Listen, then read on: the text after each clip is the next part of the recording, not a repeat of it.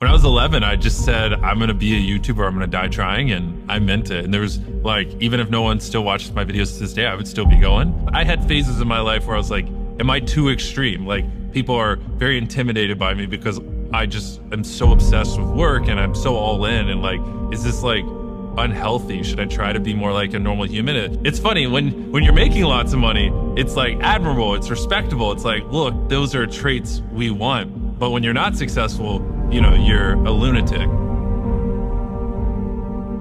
Like I said, I think one of my greatest superpowers is my obsession, and I think some people would view that as a weakness, but I just like, if you just think about solving problems 3 times more than everyone else, like you're bound to come up with different solutions. I think being able to push through unhappiness and do things you don't want to do consistently, year after year, over the course of a decade, is like the ultimate advantage.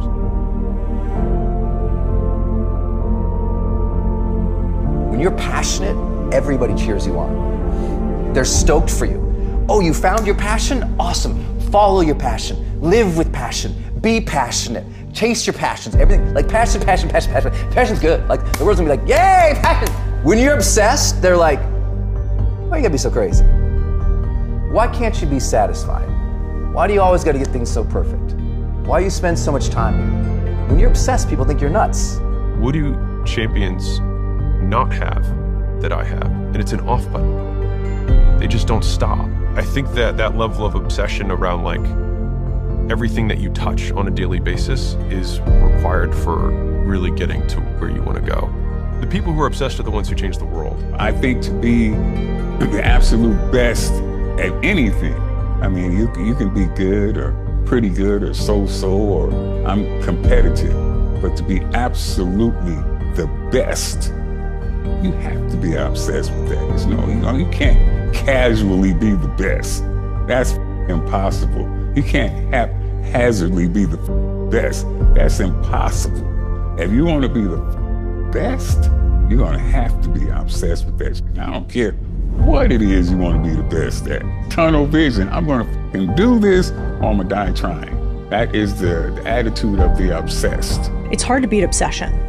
You know, you can have all the tactics and tools and money and leg up, but if somebody is obsessed with the thing they're spending every day building, they're hard to beat because they'll just work longer, they'll sacrifice more, and I do think that your success level often is tied to the sacrifice that you're willing to give. Like, man, I gotta dedicate my whole life to this shit if I want this shit to play out the way that I want to. If you want to be regular, just make a sacrifice.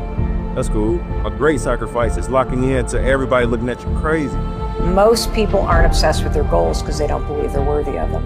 It's easy to dream about what you want, but in between where you are and what you want, there's a tremendous amount of stuff you got to change and do. I'm astounded by how many people want to be spectacular in life but also want to be normal. By being normal, you are, by definition, aiming for average. Normal people get normal results. Exceptional people get exceptional results. You literally can't do what everyone else does and expect to not get what everyone else has got. Most people will not understand your obsession, your drive, and your determination. Success is a lonely journey. That's just a reality. And most people are not going to understand why you're so driven, why you're so obsessed. And if you try and make them understand, you're going to end up frustrated. Most people say that being obsessed with building something is unhealthy. Most people say that doing anything outside being a lazy piece of fucking shit is unhealthy. And in reality, being a lazy piece of fucking shit is the most unhealthy thing you could ever fucking be. It's reasonable to be obsessed with your goals for certain periods of time in your life. If you actually want to be great, it's actually required. People that are the hungriest, they find a way. When you know why you want something, when it's desperation, the power of being desperate is something that most people avoid. They think desperation is a weakness. And I'm here to tell you, desperation is one of the most powerful emotions you could possibly possess, because when you're desperate, you find reserves and reservoirs of ideas, talents, and a strength that you don't know you have when you find yourself in a desperate situation. People say, wow, you have no idea how hungry I am. Really? Yeah. What'd you do about it today? Oh, not today, but tomorrow you ain't hungry, man.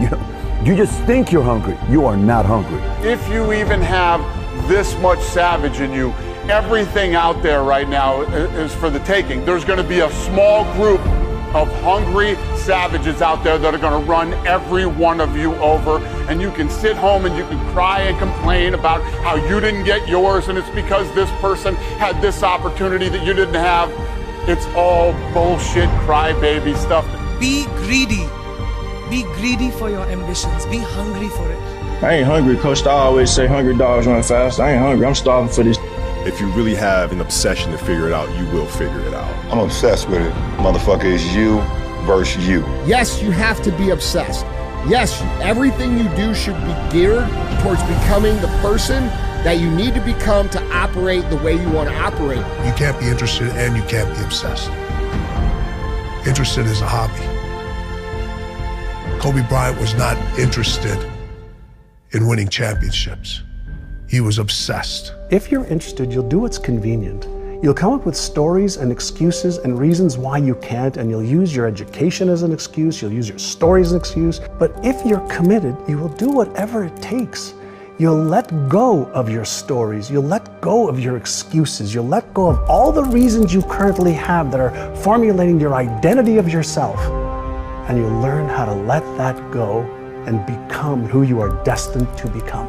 I can be compulsive with my obsessions. Obsessive compulsive, like I've had like 17,000 people tell me I am that. Yes, I'm obsessed, but I use it to make the world better. Is it even bad if it makes my life and others better that I am obsessive and sometimes compulsive? Great, a superpower. What's wrong with that? I get obsessed and I will reach my goal no matter what. I have shown myself that time and time again. Once you become obsessed with something, obsessed, it's okay to be unbalanced for a while.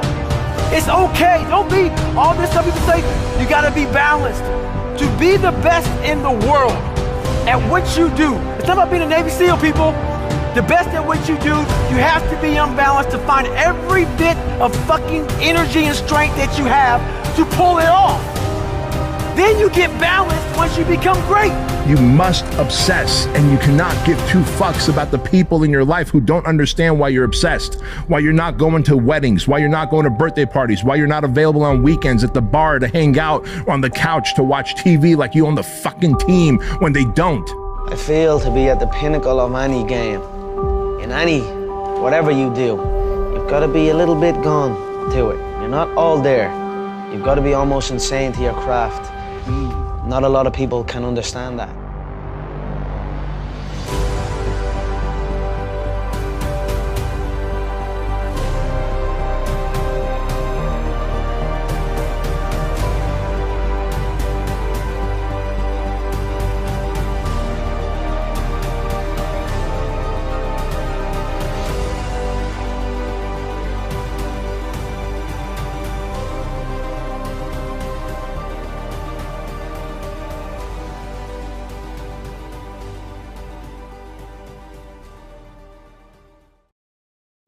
Listen to me.